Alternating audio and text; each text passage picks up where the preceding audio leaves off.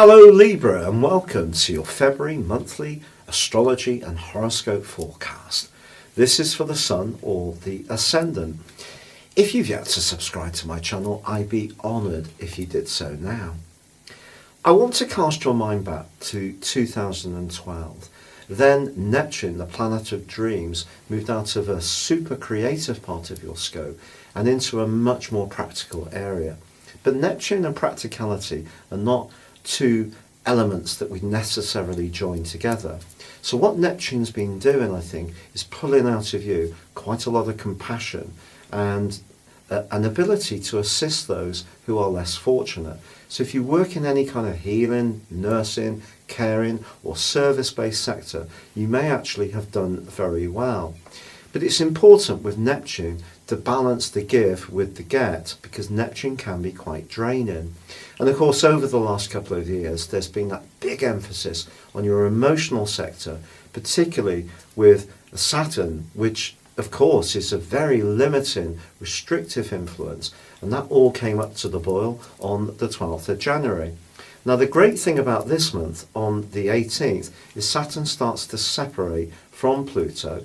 They've been very close together for just under a year, really, I suppose, within about 3 or 4 degrees. And I think that you are going to, from that point, feel a sense of lightening. I really hope so.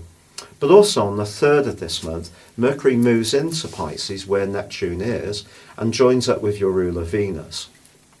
Now, Mercury's not blessed in the sign of Pisces, I've got to be honest. It's in detriment and in fall, which are two more challenging transits that planets can go through. So this is a unique one because Mercury falls into both categories.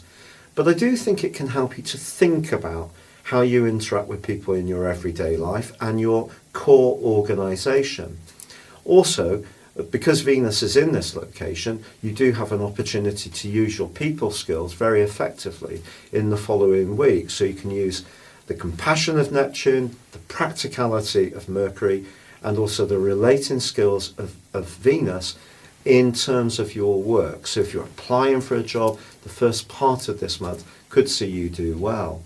On the 8th of February, however, and of course we're moving into Valentine's territory, well, Venus, the planet of love and affection, moves into your opposite sign. So that's a great location to have it for Valentine's Day.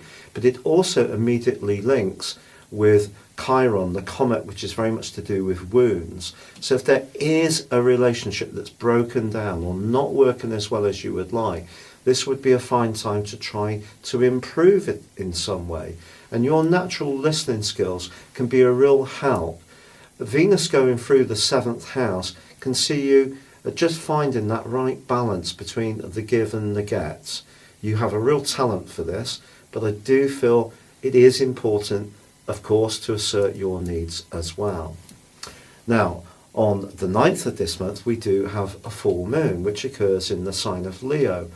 That can mean everyone's emotions are much more to the fore. It's in opposition to the Sun in Aquarius, but both are squaring up to Uranus. Uranus is the planet of freedom, the planet of rebellion. And I think it's possible that for you, when it comes to balancing where you feel you want to demonstrate your individuality, your talents, against how you interact with others, you need to think about how this works out in terms of the value you feel, the value that you're getting from wherever you're investing of yourself. So that could be personally, it could be around groups, it could be around your work. If there is something counter-kilter, then time management may be a good way to address this. The move on the 16th of Mars into the sign of Capricorn is interesting. It's been in a great location since the 2nd of January, and the next 6 weeks can see you busy, making some physical improvements to your home, or actually moving altogether. Because Saturn and Pluto start to separate from the 18th, I feel that the weightiness, the limitation that you have been feeling around your emotion, family affairs, family responsibilities, or just feeling that you have to be there to support others rather too much, that can start to dim, which is very helpful. Mars can make you a bit feistier, a bit more prickly about asserting what's good for you. why not? Why not at all? However, we do have the move on the 19th of the Sun into the sign of Pisces. But just before then, on the 17th, Mercury slams on the brakes and goes into a retrograde. So the Sun can be very supportive the second half of this month in terms of practicalities, but Mercury can cause some mischief. So attention to detail is going to be really important, especially around appointments, especially around the more boring, essential strands of your everyday existence, which will require micromanaging in order to ward off any problems. But you know, Mars does forge a very positive link to Uranus from the 16th through to the 24th. This could see you coming up with some kind of imaginative and innovative idea, particularly around your home situation. And that can really delight you. Also, once the Sun moves into Pisces, it links brilliantly to Mars as well. So if there are some changes that you need to make, you can be very motivated. It is true that in the last part of this month, your ruler Venus does clash with both Jupiter and Pluto that are in a conjunction.